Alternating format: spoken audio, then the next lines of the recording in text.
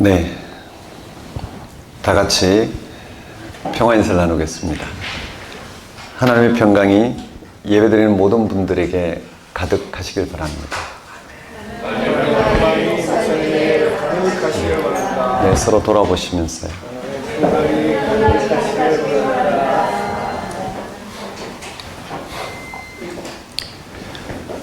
오늘은 오순절 성령 강림절 후 27번째 주일이자 한 해의 마지막 교회력입니다.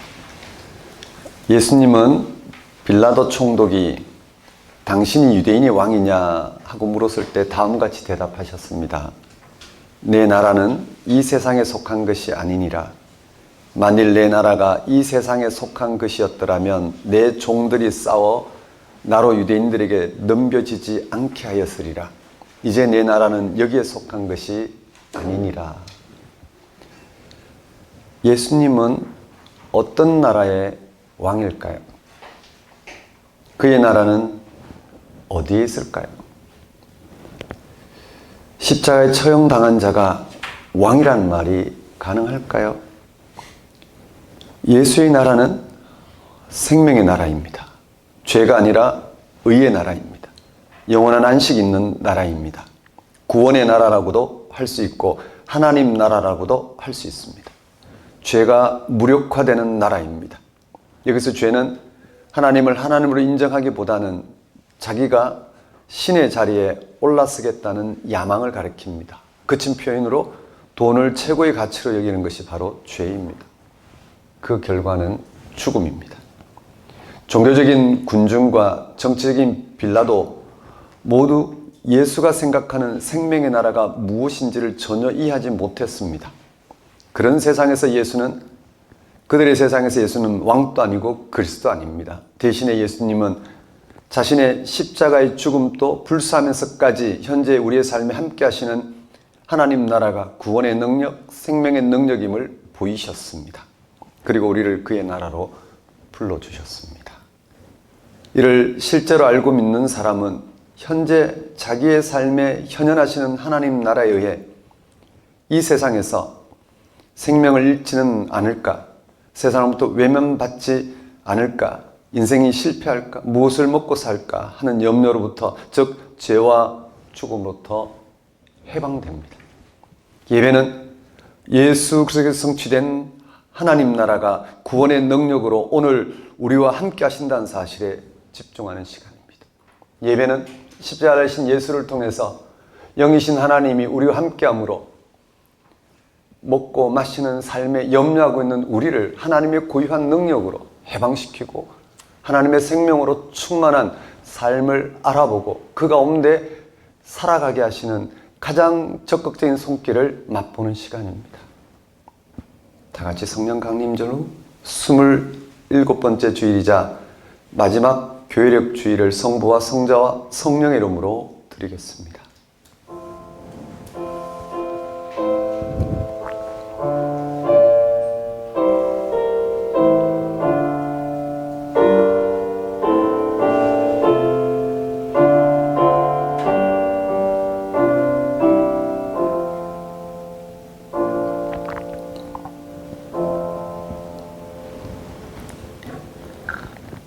하나님이여, 찬송이 시온에서 주를 기다리오며 사람이 소원을 주께 이행하리이다.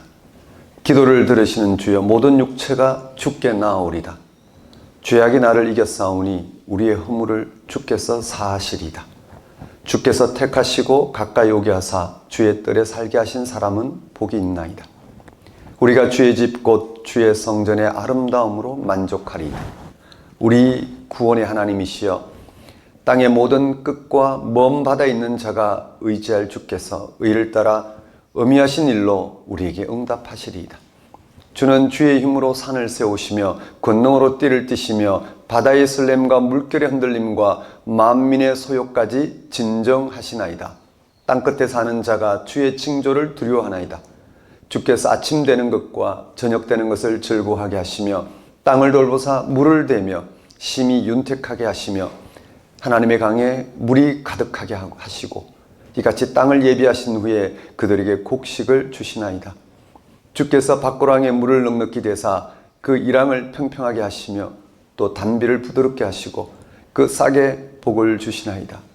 주의 언택으로 한 해를 관시우시니 주의 길에는 기름방울이 떨어지며 들의 초장에도 떨어지니 작은 산들이 기쁨으로 띠를 띄었나이다. 초장은 양떼로 옷 입었고 골짜기는 곡식으로 덮였음에 그들이 다 즐거이 외치고 또 노래하나이다. 모든 만물의 주 되신 하나님, 세상을 창조하셔서 우리가 세상을 시간과 공간으로 경험할 수 있게 하시고, 그래서 예수를 통하여 세상을 구원하셔서 우리가 하나님의 구원을 실제로 인식하고 경험할 수 있게 하신 하나님 아버지를 이 시간 찬양합니다. 예수님을 통해서 우리가 하나님을 구체적으로 알고 믿게 되었으며, 예수님이 운명에서 일어난 십자가 부활을 통해서 참된 구원의 희망을 품게 하신 하나님 아버지의 크신 은혜를 이 시간 고백합니다. 우리의 존재 근거를 위협하는 세상의 악한 세력 앞에서 겁먹지 않고 살아갈 수 있도록 우리의 영혼이 하나님의 영광에 온전히 사로잡히게 하셔서 하나님만이 우리의 영혼의 참된 안식의 토대임을 알게 하신 하나님 아버지를 이 시간 경배합니다. 하나님 아버지, 이 시간 오직 하나님 한 분만을 찬양하며 하나님의 영원한 소망을 두고자 나온 우리의 예배를 받아주소서. 성령 강림 절기에 전적으로 하나님을 신뢰하고 순종한 결과 십자가 죽음을 당하신 예수님을 결국 부활 생명으로 승리하게 하신 하나님의 은혜를 맛보게 하시고 삶이 생명의 축제인 것을 깨닫게 하소서. 이 나라의 교회가 하나님의 다스리심을 인정하고 통치를 고백하며 하나님만을 의지하게 하소서. 예수님의 이름으로 기도드립니다.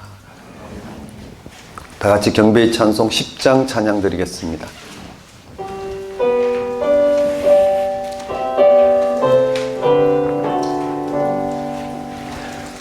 전능왕 오셔서 주 이름 찬송케 하옵소서. 영광과 권능의 성부여 오셔서 우리를 다스려 주옵소서. 강생한 성자여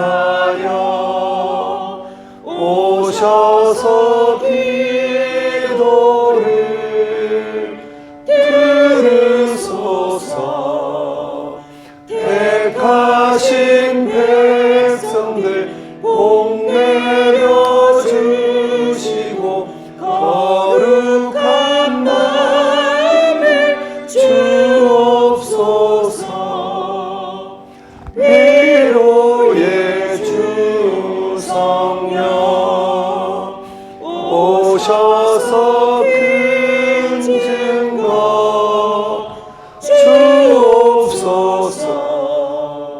전능한 주시여 각 사람 맘에서 떠나지 마시고 계십소서. 성삼위일체께 한없는 찬송을 드립니다.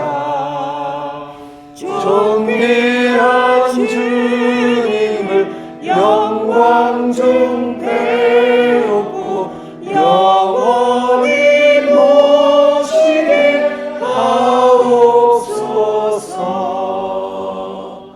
아멘.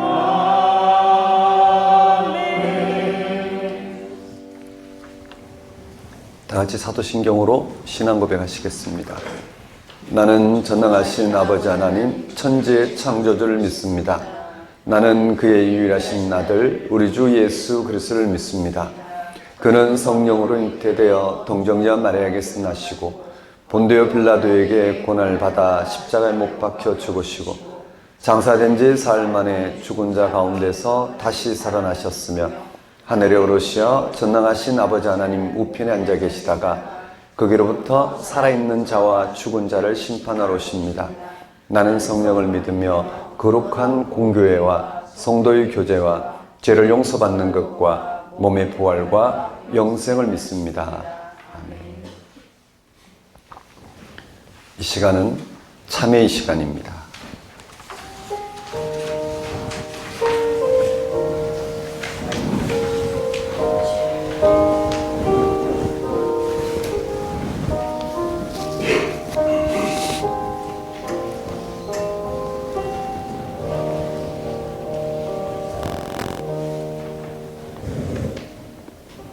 성경은 예수님이 생명의 양식이라고 합니다. 예수님이 왜 생명의 양식일까요? 예수에게 오는 사람에게는 주림이나 목마름이 없다는 게 무슨 뜻일까요? 그게 실제로 가능할까요?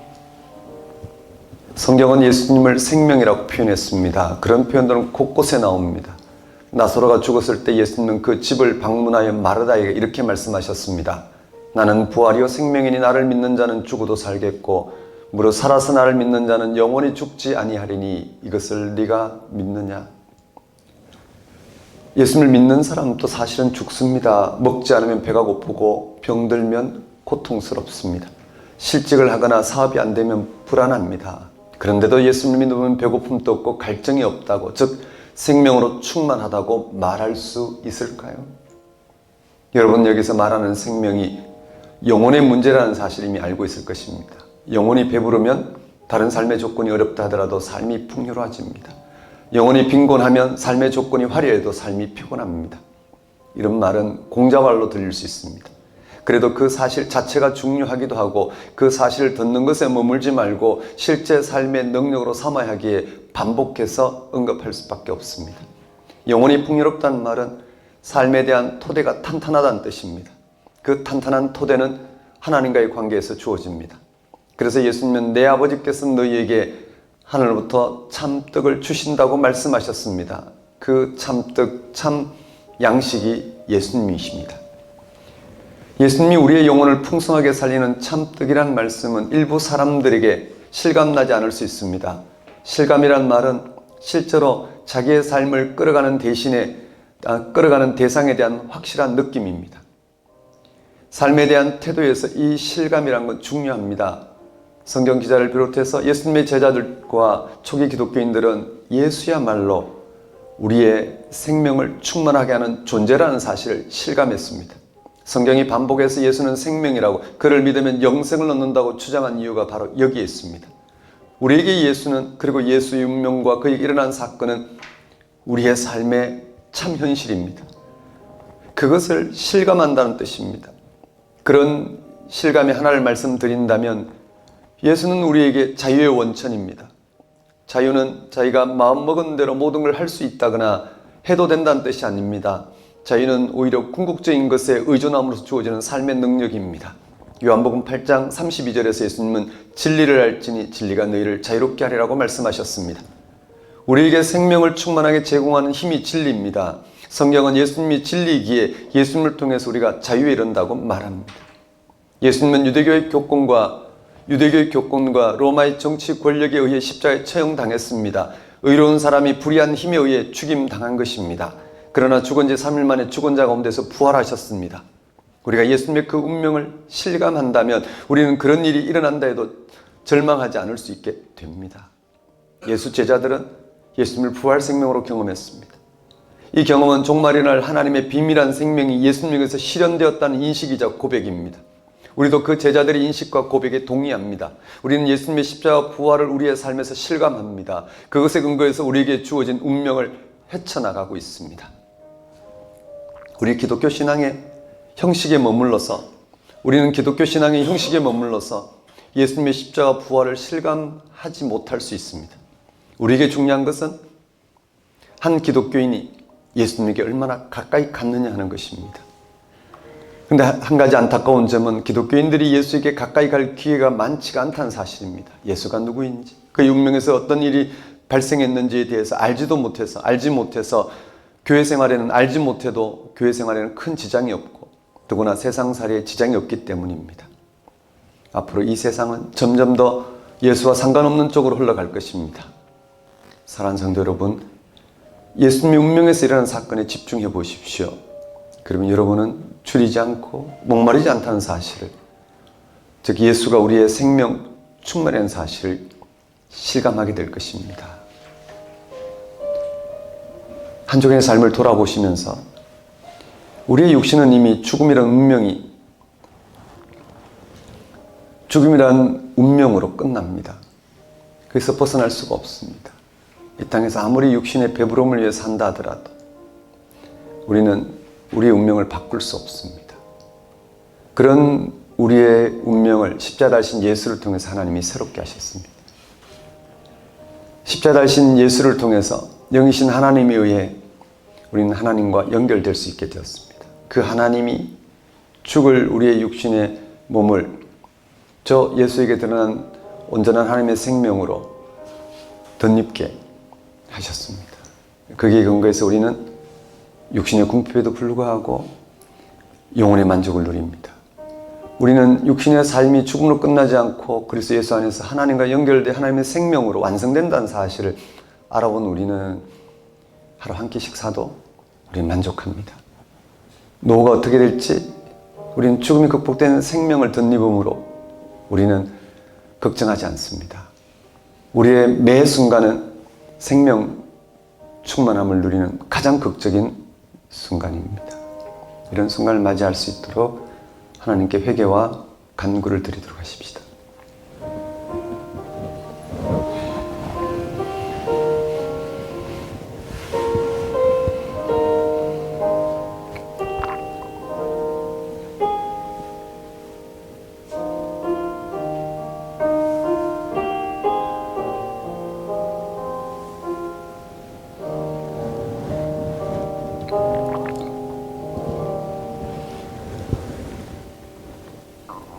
하나님 아버지, 이 시간 돈의 위력을 실감하며 거기에 우리의 육신의 삶을 맡기고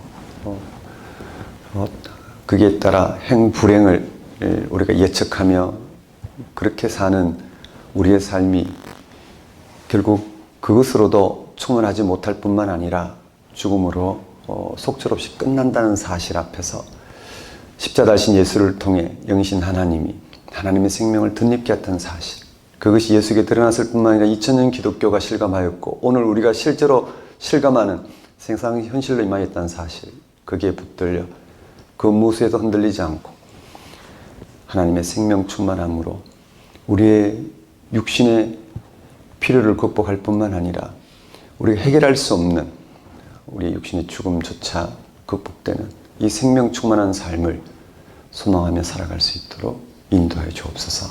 예수님 이름으로 기도드립니다. 영광송 5장 찬양 드리겠습니다.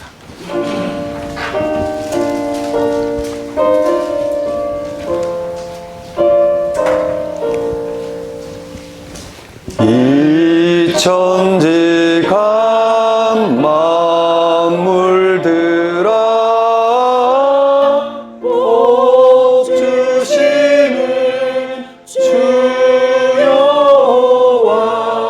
전능성부 성자 성령 찬송하고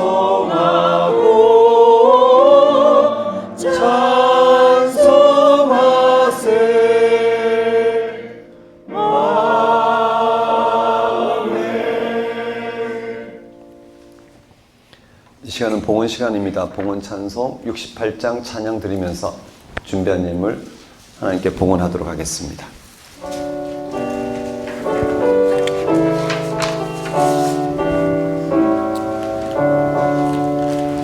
오 하나님 우리의 창조 주시니 내 주님께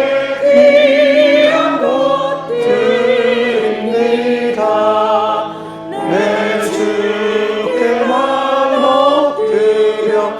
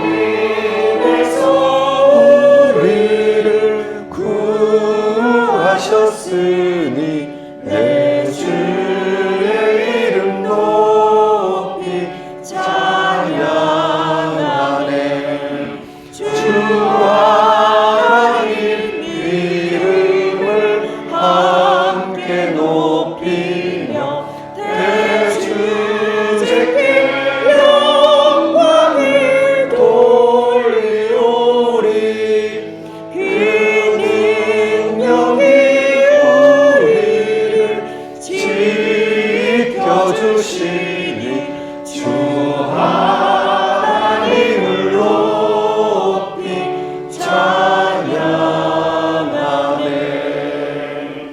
아멘.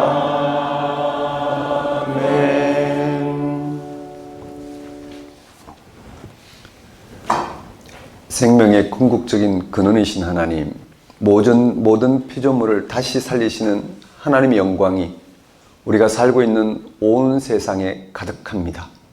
모든 사람이 예수 그리스도 안에서 참된 평안을 얻고 그의 의로움 안에서 영화로움에 참여하며 그의 사랑 안에서 생명을 발견하게 하셨습니다. 우리의 주님이시며 왕이신 하나님께서 예수님을 통해서 만물을 회복하시는 것이 우리가 순종해야 할 하나님의 궁극적인 섭리입니다. 죄로 말미암아 죽음의 종으로 살아가는 사람들이 예수님의 온유와 사랑과 평화의 다스림 안에서 자유로워지고 하나가 되게 하셨습니다. 선하고 자유로우신 하나님, 망상과 거짓과 자기 집착의 영에 붙들려 세상 한가운데서 방황하지 않고 오직 깨어있음과 진실과 자기 초월의 영을 가득하게 하셔서 이 시간 우리의 영혼을 하나로 모아 참 생명의 주이신 하나님께 진심으로 예배하게 하시니 우리가 어찌 하나님께 감사 영광을 돌리지 않을 수 있겠습니까? 이러한 하나님의 다스림 가운데 살아가게 하시는 하나님의 크신 은혜를 이 시간 고백합니다.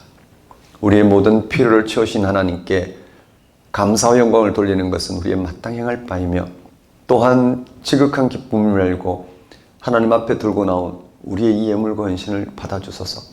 우리로 생명의 주 앞에, 그 신비 앞에, 그 약속과 미리 앞에 다만 순종하는 삶을 살게 하소서. 예수님 이름으로 기도드립니다. 교회 소식을 전하는 시간입니다. 작은 교회 여러분 안녕하십니까? 현재 우리는 작은 교회로 살아가고 있습니다. 작은 교회는 성경이 전하는 복음에 일치하여 그 복음의 능력을 덧입고 살아가고자 하는 신앙인들을 가리킵니다.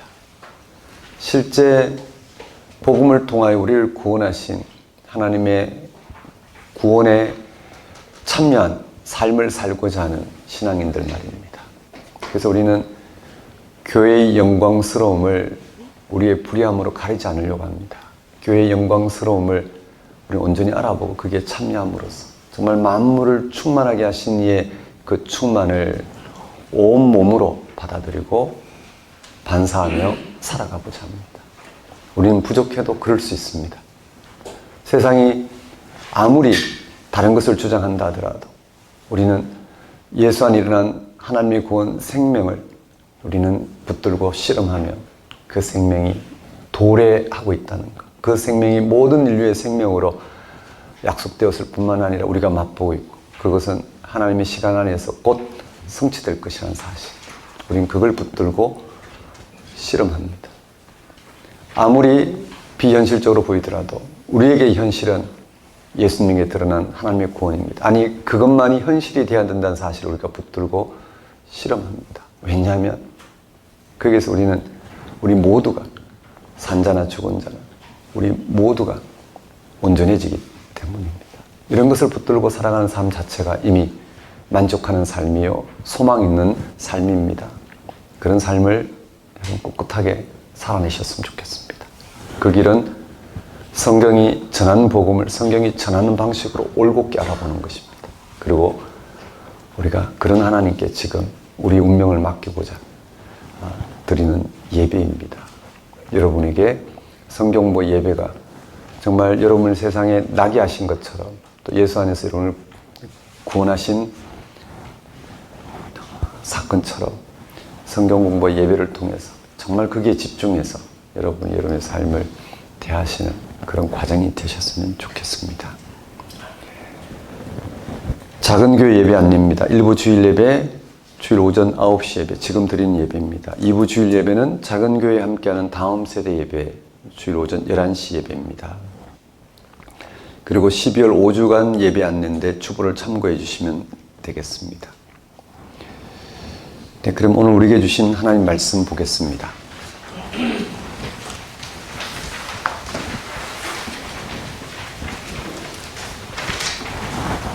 오늘 우리에게 주신 하나님의 말씀은 마태복음 16장 21절에서 28절까지 말씀입니다. 그 중에 우리는 24절, 25절 말씀 위주로 오늘 나눌 예정입니다. 16장 21절에서 28절 말씀 전체 제가 받들어 봉독하겠습니다. 이때로부터 예수 그리스도께서 자기가 예루살렘에 올라가 장로들과 대제사장들과 서기관들에게 많은 고난을 받고 죽임을 당하고 제3일에 살아나야 할 것을 제자들에게 비로소 나타내시니 베드로가 예수를 붙들고 항변하 이르되 주여 그리 마옵소서 이 일이 결코 주께 미치지 아니하리이다. 예수께서 돌이키시며 베드로에게 이르시되 사탄아 내 뒤로 물러가라. 너는 나를 넘어지게 하는 자로다. 네가 하나님의 일을 생각하지 아니하고 도리어 사람의 일을 생각하는도다 하시고 이에 예수께서 제자들에게 이르시되 누구든지 나를 따라오려거든 자기를 부인하고 자기 십자가를 지고 나를 따를 것이니라. 누구든지 제 목숨을 구원하고자 하면 잃을 것이요 누구든지 나를 위하여 제 목숨을 잃으면 찾으리라. 사람이 만일 온 천하를 얻고도 제 목숨을 잃으면 무엇이 유익하리요? 사람이 무엇을 주고 제 목숨과 바꾸겠느냐? 인자가 아버지의 영광으로 그 천사들과 함께 오리니 그때 각 사람이 행한 대로 갚으리라. 진실로 너희에게 이르노니 여기 서 있는 사람 중에 죽기 전에 인자가 그 왕권을 가지고 오는 것을 볼 자들도 있느니라. 하나님 아버지, 이 시간 선포되는 말씀을 통하여 십자가에 달리신 예수를 통한 하나님의 구원이 정말 우리의 생생한 현실로 임하고 있다는 사실을 실감할 수 있도록 역사해 주옵소서. 예수님 이름으로 기도드립니다. 오늘 설교 본문은 마태복음 16장 21절에서 28절까지 말씀이고 제목은 하늘나라와 십자가입니다. 우리 기독교인은 처음부터 예수님의 십자가의 사건을 구원의 길로 받아들이는 것으로부터 출발했습니다. 예수님의 십자가 사건을 통해서 자기 자신과 세상을 완전히 새롭게 볼 수 있었습니다. 그래서 기독교 신앙에서 예수님의 십자가 사건은 아주 특별한 위치를 차지합니다. 사도 바울은 기독교의 복음을 십자가에 대한 말씀이라고 강조하기도 했습니다. 예수님의 십자가 사건은 단지 그의 고난과 죽음에 대한 것만을 가리키지 않습니다. 그것은 예수님이 선포하신 심령이 가난한 자에게 복음이 되는 하늘나라에 예수님 자신이 온전히 신뢰한 사건을 가리킵니다. 예수님은 세상에 소외되고 왜곡되고 훼손된 삶에 처한 이들을 상징하는 심령이 가난한 자들에게 복음이 되는 하늘나라를 전하셨습니다. 예수님은 죄를 사하시고 귀신을 제어하시고 병든 자를 고치시며 영원한 생명을 얻게 하는 하늘나라의 권능을 드러내셨습니다. 그런데 유대교 지도자들은 그들의 율법과 전통을 내세워 예수의 사역을 거절하고 배척했습니다. 왜냐하면 예수님이 전하시는 천국 복음은 자신들의 종교적 기득권에 조금도 도움이 되지 않았기 때문입니다. 오히려 그들의 율법과 전통을 무너뜨린다고 생각했기 때문입니다. 하지만 예수님은 계속해서 하늘나라를 전하시고 사람들을 초청하셨습니다. 예수님은 하늘나라를 포기하지 않고 끝까지 전한 것 때문에 결국 죄인으로 정죄당하시고 십자가에 달리셨습니다. 이렇게 예수님이 십자가 죽음으로 끝났다면 아무런 일도 없었을 것입니다. 그런데 거기서 인류를 위한 구원 사건이 발생했습니다. 십자가에 달려 죽은 예수님이 죽은 자들 가운데서 부활하셨습니다. 이는 그가 전한 하늘나라가 온전히 성취되는 사건입니다. 그가 가르치고 권능으로 드러냈던 하늘나라가 당신의 죽음을 통해서 죽음이 극복되는 생명으로 성취되는 사건이었습니다. 예수님의 십자가의 죽음과 부활 사건에서 하늘나라가 죄와 죽음에서 건지시는 참 생명의 능력이라는 사실이 증거된 것입니다. 여기서 중요한 것은 예수님의 부활은 하늘나라를 증거하기 위해 십자가에 달리신 분의 부활입니다.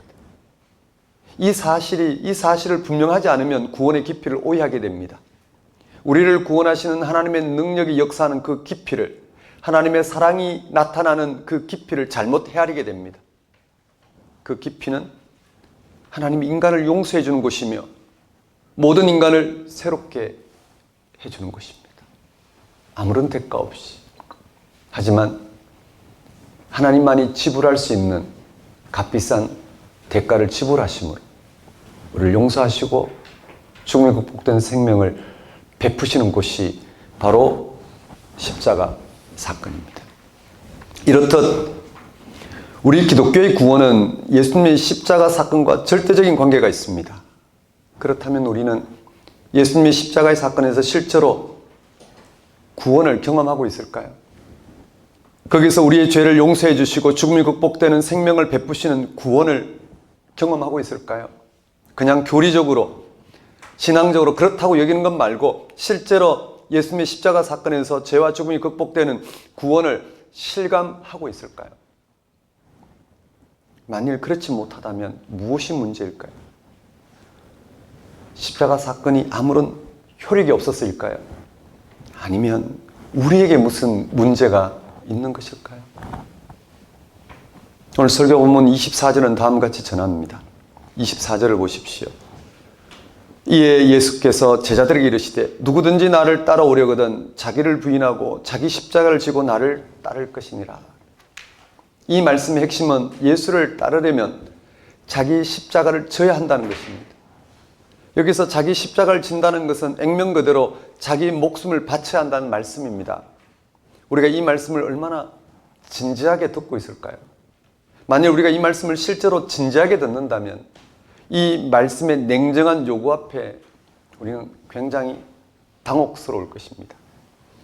이 냉정한 요구는 우리의 신앙생활에서 예수님 당시나 지금이나 조금도 가감 없이 계속 요청되고 있는 사항입니다. 이 말씀에 의하면 예수를 따른다는 것은 그야말로 순교를 준비하는 것이나 다름없습니다. 예수님의 십자가 사건에 성취된 하늘나라를 받아들이기 위해서는 목숨을 잃을 각오를 하는 것과 같습니다. 예수님이 이 말씀을 하신 배경을 살펴봐야 합니다. 예수님이 십자가의 죽음을 각오해야 할 예루살렘으로 올라가려고 할 때, 예수님이 자신의 죽음을 각오해야 할 예루살렘으로 올라가려고 할 때 베드로가 이를 만류합니다. 예수님은 베드로의 이 행동에 대해서 매우 극단적인 반응을 보이십니다. 예수님은 베드로를 향해서 예수님을 잘못된 길로 빠뜨리는 사탄이라고 책망하셨습니다. 왜냐하면 베드로가 사람의 일을 생각하고 하나님의 일을 위해 가시는 예수의 길을 벗어나게 하고 있었기 때문입니다. 23절 말씀을 보십시오. 예수께서 돌이키시며 베드로에게 이르시되 사탄아 내 뒤로 물러가라. 너는 나를 넘어지게 하는 자로다. 네가 하나님의 일을 생각하지 아니하고 도리어 사람의 일을 생각하는도다 하시고, 이러한 사건에 이어 앞에서 나온 24절의 말씀을 하신 것입니다. 베드로에게 자기 십자가를 지고 따르라고 말입니다. 지금 예수님은 하나님의 일, 즉 하늘나라를 전하는 사명을 완성하기 위해 고난과 죽음을 받아들이시는 길을 가시고자 합니다. 그런데 베드로가 말리자 그의 행위가 사람의 일이라고 말씀하셨습니다. 이는 고난을 피하고 자기를 지키려는 행위는 인간이 생각하는 자기 보호의 노력이라는 것입니다. 그러나 인간의 일이 아니라 하나님의 일을 생각하는 예수님의 사명은 전혀 다르게 이루어집니다. 자기를 지키는 게 아니라 자기를 포기하는 게 바로 그 원리입니다.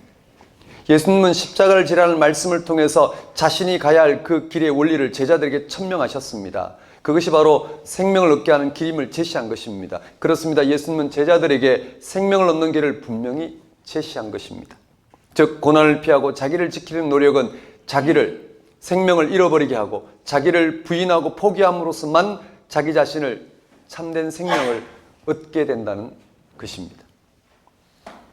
초기 기독교는 자기 생명 포기를 요구하는 자기 십자가를 지라는 말씀을 단지 종교적 경건 훈련 정도가 아닌 매우 실질적인 사건으로 받아들였습니다. 그럴 수밖에 없는 상황이 있었습니다. 즉 순교당할 각오를 하라는 부르심으로 받아들였습니다. 박해가 심했던 초대 교회 때는 사실상 많은 경우에 순교는 곧 예수 그리스도에 대한 신앙을 지켜나가려 할 때 지불해야 될 값이었습니다. 예수님에 대한 신실한 신앙은 종종 가장 잔인하게 고통당하며 죽는 길이기도 하였습니다. 그러나 초기독교인들은 예수님의 고난을 통하여 신뢰하게 된 하늘나라에 자신들도 고난을 통하여 참여하고 있다는 확신으로 그런 모든 상황에도 불구하고 위로를 받았습니다. 이런 일은 기독교의 초기에만 있었던 것은 아닙니다. 비슷한 박해 상황은 기독교의 초기 역사로부터 현재 이르기까지 항상 거듭해서 일어났습니다. 오늘 우리의 상황은 초기 기독교와 매우 다릅니다.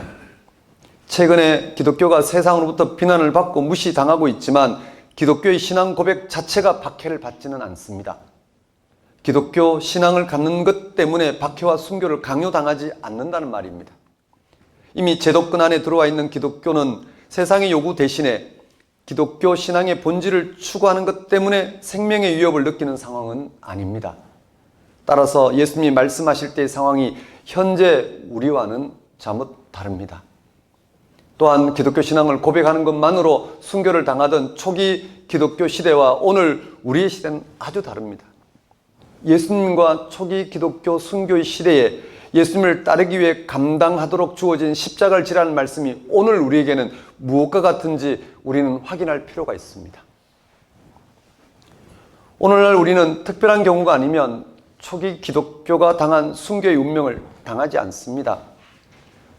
교회에 열심히 다니는 것 때문에 신앙의 본질을 추구하는 것 때문에 목숨을 내놓을 일은 별로 없습니다. 그걸 강요하지 않습니다. 그런 우리는 자기 십자가를 지라는 말씀 앞에 그래도 무언가를 감당하기 위해 나름으로 절제라는 또는 내려놓음이라는 비움이라는 등과 같은 경건한 태도를 취하려고 합니다. 그렇게라도 하지 않으면 뭔가 우리의 신앙이 부족한 게 아닌가 하면서 말입니다. 그러나 오늘 우리에게 예수를 따르는 것 때문에 실제로 순교당하지 않는 상황은 오히려 우리가 하나님께 감사해야 될 이유입니다. 기독교인의 길이 무조건 예수님의 길이나 초대 기독교의 길과 똑같을 필요는 없습니다. 예수님과 초기 기독교 시대는 그 이후 시대와는 아주 다른 특별한 상황이었으며 그런 특별한 상황에서 요구된 순교의 사명은 기독교 전체 역사에서 매우 중요한 역할을 감당한 것입니다. 십자가를 지라는 예수님의 말씀은 지금 우리의 상황과 매우 다른 특수한 상황에서 주어진 것은 분명합니다. 그래서 우리의 상황은 거리가 있는 것 같습니다. 하지만 그 말씀에는 그런 박해의 시대에만 적용되는 게 아닌 그 무엇인가 보편 타당한 의미가 숨어 있습니다. 그게 무엇일까요? 우리가 그것을 알아보려면 우선 예수님과 초기 기독교 시대에서 예수님을 따르기 위해 그의 말씀을 듣고 있던 신앙인들의 자세와 오늘 우리의 자세가 너무나도 다르다는 사실을 눈치채야 합니다. 예를 들어 주일 예배를 드리러 나온 성도들에게 지금 신앙을 위해 목숨을 잃을 수도 있으니 순교의 각오로 살아야 한다고 설교를 한다고 합시다. 그런 설교는 설교자와 청중 모두에게 당황스럽고 이질적일 것입니다. 왜냐하면 우리가 신앙 때문에 박해자들에 의해 목숨을 잃을 일은 거의 없기 때문입니다. 오히려 예배가 끝나면 각자가 가족 식사 모임을 하거나 쇼핑을 하거나 바쁜 일상에서 놓친 것들을 챙기는데 열중합니다. 또 기도 모임에 나온 성도들에게 우리도 예수님처럼 하늘나라에 순종하기 위해 십자가의 죽음을 받아들이기 위해 피땀을 흘려가며 기도를 드려야 한다고 하기는 어렵습니다. 왜냐하면 저마다 잘되기 위해 어려운 일을 당하지 않기 위해 자신과 가족을 특별히 보호해 주시기를 위해 자녀의 앞날 등 절절한 바람에 몰두해 있기 때문입니다. 또 종교생활과 사람들의 관계에 만족하는 차원에서 신앙생활한 신자들에게 자기 생명을 포기하는 순교적인 자세로 서로 하늘나라에 대한 신뢰를 보이는 삶을 살아야 된다고 설교할 수는 없습니다. 왜냐하면 그들은 자신의 행위와 사람들에게 자신의 행위와 또 자신의 행위가 사람들에게 인정받는 것, 자신의 행위와 자신을 사람들에게 인정받는 것에 몰두하고 있기 때문입니다. 이런 태도를 가진 사람들에게는 십자가를 지라는 예수님의 말씀은 그저 낭비되고 공허해집니다. 따라서 십자가를 지라는 예수님의 말씀이 우리가 살아가는 삶의 태도와 어떻게 대립해 있는지가 드러나야 합니다. 바로 이럴 때만 그 말씀의 빛이 우리의 삶을 비출 것입니다. 자기를 부인한다는 게 뭔지, 자기 십자가를 진다는 게 뭔지, 초기독교에 말씀하신 그 말씀의 보편 타당한 의미가 오늘 우리 가운데 드러날 것입니다. 이런 생각을 전제하고 십자가를 지라는 예수님의 말씀이 무엇을 가리키는지 살펴봐야 합니다. 십자가를 지라는 예수님의 말씀에는 무언가 확연히 드러난 사실이 있습니다. 이것은 사람들이 너무 쉽게 간과해버리는 사실입니다만 우리가 결코 우리가 너무나 쉽게 간과해버리는데 우리가 결코 예수님의 십자가를 지는 게 아니라는 말씀입니다. 십자가를 지라는 말씀은 예수님의 십자가를 우리가 져야 한다는 말씀은 아닙니다. 내 십자가를 지지 않은 사람은 내 제자가 될 수 없다고 하신 게 아니라 자기 십자가를 지지 않고 나를 따르는 자는 내 제자가 될 수 없다고 말씀하셨습니다. 이 말씀에서 우리는 예수님 가신 그 길의 특수성과 기독교인이 가야 할 길의 보편성 사이의 노인 차이를 분명하게 일단 확인해야 합니다. 예수님이 가신 길의 특수성은 오늘의 본문 이외에도 십자가를 언급하고 있는 신약 성경의 모든 복음에 강조되어 있습니다. 그 말씀에서는 십자가를 향한 예수님의 길은 우리의 길이 아니며 오히려 우리의 죄로 인해 약이 된 그 십자가를 예수님이 우리를 위해 그리고 우리 때문에 지셨다는 사실이 핵심입니다. 또한 예수님이 우리를 위해 당한 십자가의 고난은 모든 인류를 그 죄와 죽음에서 해방하는 일이 일어났다는 사실이 중요합니다. 예수님이 감당한 십자가의 죽음이 우리를 대신하여 우리의 비참한 운명에서 우리를 건지시는 하늘나라에 대한 신뢰와 그 고유한 능력을 보이신 사건입니다. 따라서 모든 인류는 예수님의 십자가의 죽음으로 죄로부터 구원받게 되었습니다. 영원한 죽음으로부터 하나님과의 결정적인 분리로부터 그리고 예수님과의 일치가 궁극적으로 단절되는 책임으로부터 벗어나게 되었습니다. 구원받게 되었습니다. 예수님의 십자가의 길은 모든 다른 인간의 역사에서 일어나는 것과 전혀 다른 특수한 길이었습니다. 예수님만이 감당할 수 있는 길이었습니다. 이러한 사실은 다음과 같은 두 가지 점에서 더욱 분명합니다. 첫째, 예수님의 십자가는 성공과 소유와 성취에 짓눌린 우리를 거기서 해방합니다. 고난받아야 한다는 예수님의 말씀을 베드로가 물리친 이유는 베드로가 예수님의 사명을 파괴한다고 보았기 때문입니다. 그러나 사실상 예수님이 십자가에서 당한 파멸은 즉 죄인으로 당한 죽음은 최후의 승리에 이르는 길이 되었습니다. 그가 전한 하나님 나라가 온전히 증거되는 길이 되었습니다. 이로 인해서 행위를 통한 모든 인간의 자기 실현은 무효가 되었습니다. 행위를 통해서 우리 자신을 실현해 볼 수 있는 선택과 가능성이 폐기 처분되었습니다. 소유와 성취를 통하여 삶을 조금이라도 채울 수 있다는 시도는 예수님의 십자가 앞에서 해체되었습니다. 왜냐하면 예수님의 십자가는 이 세상에 당한 실패가 곧 그 결말이 아니라는 사실을 보증하고 있기 때문입니다. 우리는 예수님의 십자가 앞에서 모든 자기 실현의 잠정성과 허약성을 견뎌낼 수 있으며 우리의 노력이 실패로 끝나는 모든 것들을 유효한 것으로 돌려놓을 수 있습니다. 둘째, 예수님의 십자가는 모든 인간의 삶이 불확실하고 허약하지만 예수님과 연결된 사람을 예수님으로부터 그리고 그가 선포한 하늘나라로부터 갈라놓을 수 있는 것은 그 어디에도 없다는 사실에 대한 확증입니다. 자기 연민에 떨어질 필요가 없습니다. 질병이나 궁핍이나 사회적 고립, 억압이나 박해 그리고 합법을 가장한 불의한 사형도 그렇게 하지 못합니다. 따라서 예수님의 십자가 이후로는 그 어떤 세상의 판단도 우리의 삶을 실제로 훼손하지 못하게 되었습니다. 가난하더라도 또는 어떤 시한부 삶을 살더라도 어떤 세상에서의 실패한 삶을 살더라도 하나님과 우리의 관계를 떼어놓을 수 없게 되었습니다. 이것이야말로 기독교의 고유한 혁명이며 모든 지배 질서를 흔들 수 있는 잠재력입니다. 초대 기독교인들을 박해했던 로마 황제들은 이러한 기독교인의 힘을 분명히 느끼고 있었습니다. 그리스도의 십자가의 근거에서 예수님의 십자가의 근거에서 예수님과 연합한 이들은 하나님과의 일치를 확신할 수 있었으며 이로써 모든 지상 권위와 모든 생명의 성쇠에 전혀 매달리지 않고 살아갈 수 있는 능력을 그들은 누리게 되었습니다. 그러니 로마 황제가 기독교인들을 대할 때 내심 얼마나 두려웠을까. 그런데 누가 예수님이 지신 십자가 사건에 일치하여 자기 십자가를 질 수 있을까요? 누가 과연 이렇게 예수님과 하나 되어 기독교적인 해방, 구원을 누릴 수 있을까? 이 질문은 우리가 살펴본 예수님의 말씀에서 우리가 앞에서 살펴본 예수님의 말씀에서 알 수 있듯이 기독교인으로 살아가는 기준을 가리킵니다.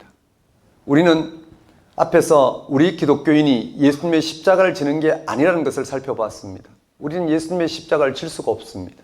죄 가운데 살아간 우리를 대신해서 지신 예수님의 십자가를 우리가 질 수는 없습니다. 예수님의 십자가는 예수님만이 감당할 수 있는 것이었습니다. 우리가 십자가를 지고 예수를 따른다는 것은 예수 그리스도가 감당한 그 특별한 운명을 흉내내는 게 아닙니다. 우리 각자가 자기 삶을 살아야 합니다. 그렇다면 우리 각자의 삶이 우리 각자의 삶의 자리에서 각자가 감당해야 할 그 고유한 십자가가 있다는 것입니다. 그게 무엇일까? 예수님을 따르는 제자들은 무조건 고난을 받고 십자가를 져야 한다는 말씀일까? 그렇지 않습니다. 고난과 십자가 자체는 우리의 삶을 파괴합니다. 장애와 난치병 자체는 일상을 파괴합니다. 가난에 찌들면 삶의 질도 바닥으로 떨어집니다. 예수님은 제자들이 자학적으로, 금욕적으로 살아야 된다고 말씀하시는 분이 아닙니다. 평소에도 예수님은 일상을 부정적으로 말씀하지 않으셨습니다. 오히려 여러 사람과 어울려서 먹고 마시기를 즐겼습니다. 그렇다면 예수님의 십자가를 기억하면서 자신의 고난과 질병, 외로움, 실패를 참아내는 것을 의미할까? 그렇지 않습니다. 기독교인의 고난이 그 어떤 정황적 설명 없이 종종 십자가와 동일시됩니다. 이럴 경우에는 그 어떤 결정적인 요소가 망각될 위험이 있습니다. 고난 자체가 의미 있는 건 아닙니다. 예수 그리스도의 십자가는 예수님에게 일어난 어떤 한 인간적인 고난이 아니었습니다. 그것은 예수님이 자기에게 맡겨진 사명의 결과로 감당해야 했던 운명이었습니다. 예수님이 하늘나라를 선포하는 자기의 사명을 감당하려면 그것 때문에 유발된 적개심을, 그것 때문에 파생된 대파국을 피할 수 없었다는 것입니다. 이런 점에서 볼 때 예루살렘을 향해서 올라가시려는 예수님에게 생명을 걸지 말라는 베드로의 선의의 충고를 예수님이 왜 그렇게 야박하게 물리쳤는지 분명합니다. 이 충고를 따르는 것은 예수님이 감당해야 할 하나님의 일을 배반한다는 뜻이었을지 모릅니다. 예수님은 하나님이 맡기신 거룩한 사명을 감당하기 위해서 예루살렘에 올라가면 틀림없이 자기에게 닥칠 모험을 받아들였습니다.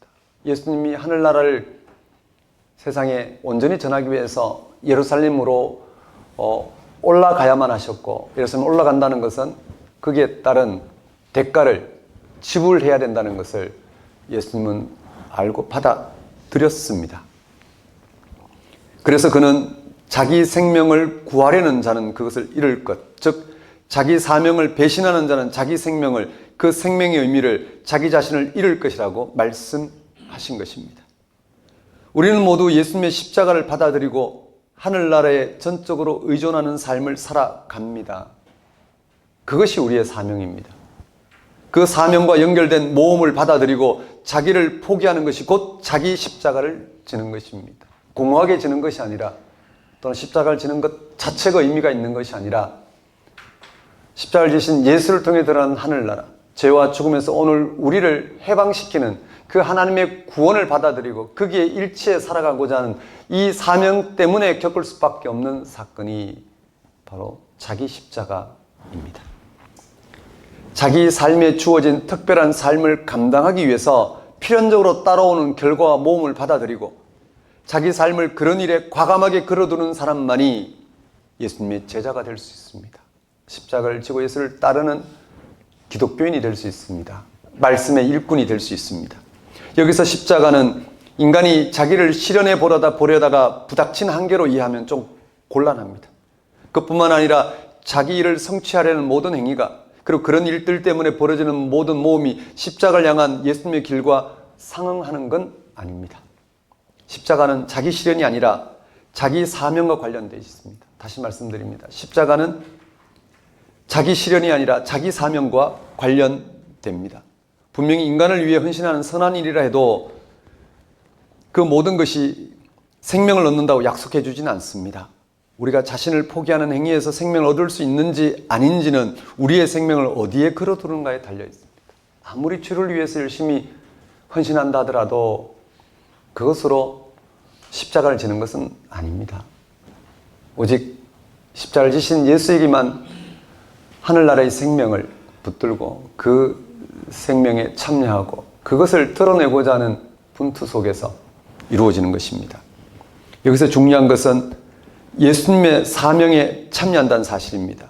또한 거기에 참여하여 자기의 삶에서 고유한 사명을, 고유하고 인격적인 삶의 과제를 발견한다는 사실입니다. 바로 이 사실에서만 생명의 약속이 깃들어 있습니다. 예수님의 말씀대로 나를 위하여, 복음을 위하여 자기 생명을 잇는 자는 생명을 얻게 될 것입니다. 자기 생명을 겉모습과 허위와 기만에 걸어두지 않고 영원한 것에, 그리고 이 세상에서 감당해야 될 하나님의 일, 십자가에 달리시기까지 순종함으로써 우리에게 보이신 하늘나라에 걸어두기 때문에 그가 당하는 모든 일은 참 생명이 깃드는 일들입니다. 오늘날 우리 기독교인으로서, 오늘날 우리는 기독교인으로서 어떻게 예수님의 사명에 참여하고 있는지요? 그리고 이를 위해서 우리는 어떤 모험, 어떤 위험을 감수하고 있는지요? 이것은 곧 십자가를 지고 따르라는 예수님의 부르심에 직결되는 질문입니다. 그러나 이 질문은 이 자리에서 말로 답변할 수는 없습니다. 이 질문은 일반적인 차원에서 답변할 수 있는 게 아닙니다. 이렇다 저렇다 여러분에게 이것이 십자가를 지는 길이고 저것이 십자가를 지는 길이라 말로 말할 수는 없습니다. 획일화될 수도 없습니다. 모든 이들이 예수님의 고유한 사명에 참여하여 각자 자신의 고유한 사명을 고유하고 삶의 과제를 심사숙고하는 가운데 답변하여야 합니다. 우리 기독교인에게 고유한 사명을 위해 감당해야 될 모험이 있다는 사실 자체가 이상하게 들릴 수 있습니다. 왜냐하면 오늘날 기독교인으로 살아간다는 것이 사실상 별로 모험적인 것처럼 보이지 않기 때문입니다. 이 사실은 우리가 기독교인으로서 인류를 위한 예수님의 사명을 감당하는 일에 무관심하며 또한 적절하지 못하게 살아간다는 걸 의미하는지도 모릅니다. 이 사명은 단지 사회적 이슈, 신앙적인 이슈에 참여하는 차원을 말하는 게 아닙니다. 사회에서 권리를 박탈당한 이들이나 버려진 이들과 연대하는 데서만 발생하는 것도 아닙니다. 기독교인으로서의 고유한 사명의 핵심은 하늘나라가 가까이 임했다는 사실에 놓여 있습니다. 자신의 삶에서 기독교인의 삶이 역동적으로 추진되려면 기독교인으로서의 삶의 과제를 분명히 꿰뚫고 그걸 위해서 분투하며 거기에서 다가오는 일들을 모험적으로 감당하려면 모든 삶의 영역을 하늘나라가 가까이 임했다는 사실에 집중시켜야 합니다. 인간의 삶이 죄와 죽음에 처한 비참한 운명 가운데 있다는 사실과 그러한 운명을 극복하게 하는 하늘나라가 예수님의 십자가의 사건에서 성취되었다는 사실에 집중해야 합니다. 그럴 때 그는 그런 하늘나라가 임하는 것으로 충만하여 그것을 반대하거나 그것으로 인해서 소외되거나 그것으로 인해서 배척받는 모든 삶을 그는 가히 모험적으로 기꺼이 끝까지 감당할 것입니다. 그것이 자기 십자가를 지는 길입니다. 거기에서 그는 정말 십자가를 지신 예수님을 통해서 이루어진 하늘나라를 생명으로 경험할 것입니다.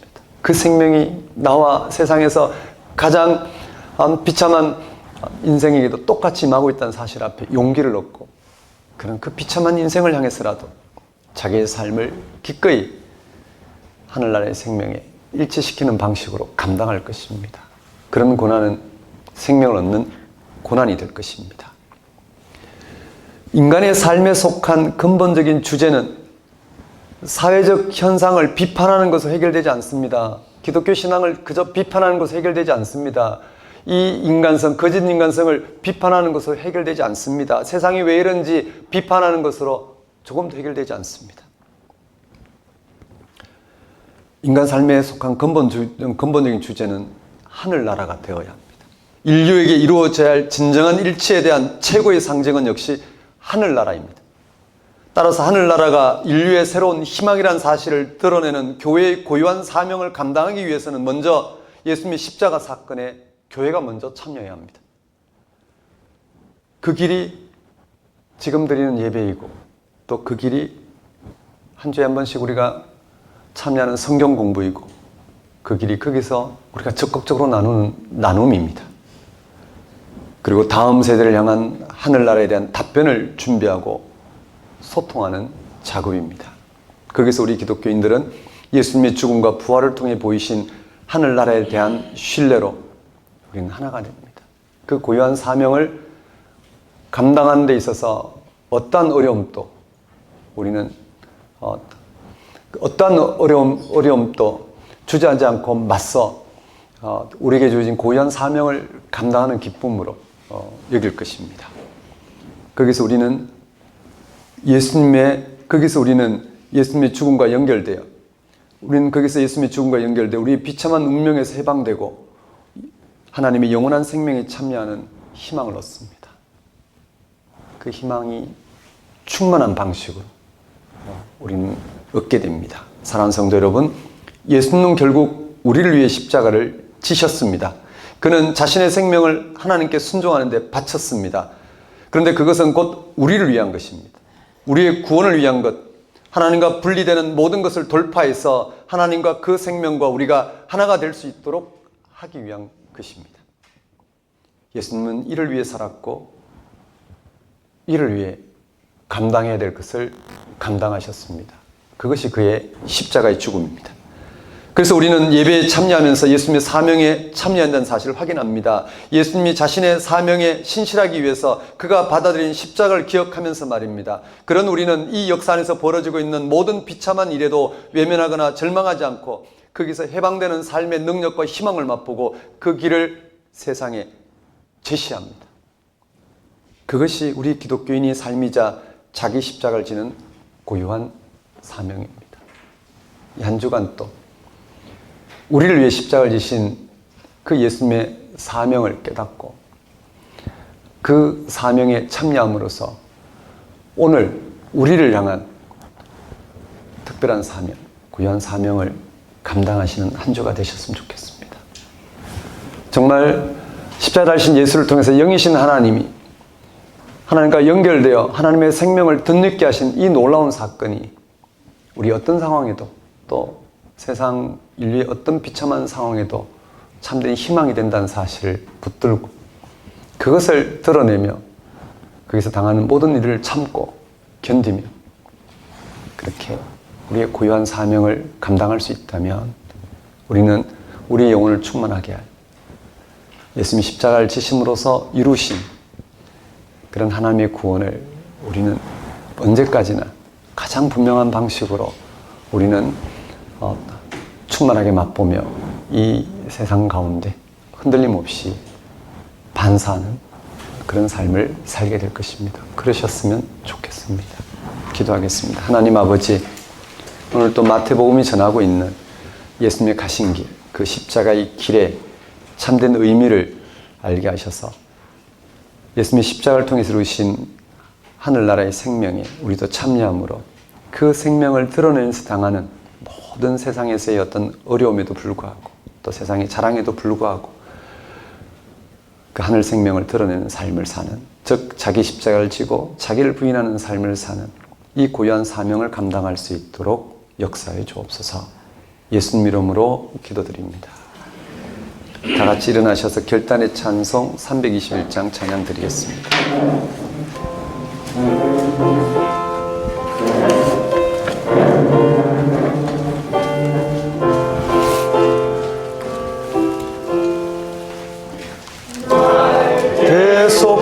대속하신 예수께 내 생명 모두 드리니 늘 진실하게 하소서. 내 구주 예수여, 나 구주 위에 살리라. 내 기쁨 한량 없으리. 내 갈 길이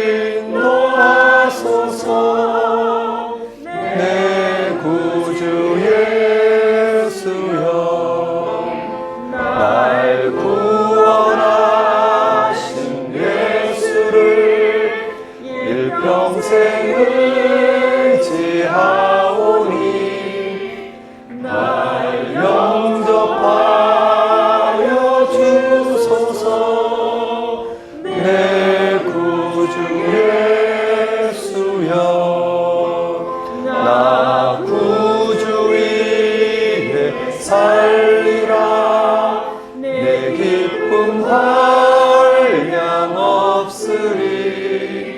내 갈 길 인도하소서. 내 구주 예수여,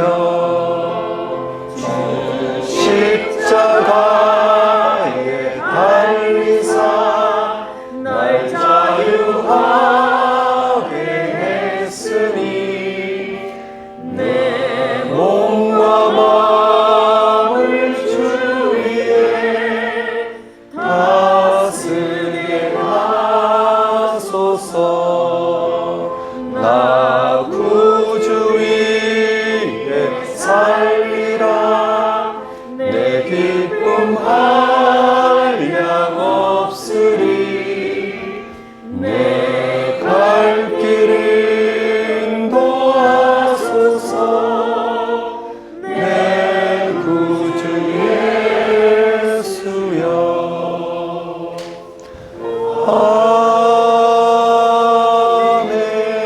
아멘. 기도하겠습니다. 이제는 우리 주 예수 그리스도의 은혜와 하나님의 무한하신 사랑과 성령님의 교통하심이, 예수님의 십자가의 죽음으로 보이신 하늘나라에 우리도 자기 십자가를 지고 참여함으로 우리의 모든 비참한 삶과 운명에서 해방되고 죽음이 극복되는 기독교인인 삶, 그 고유한 삶을 살아가고자 결단하는 모든 성도와 세상 모든 사람과 만물 위에 영원히 함께 하시기를 축원합니다.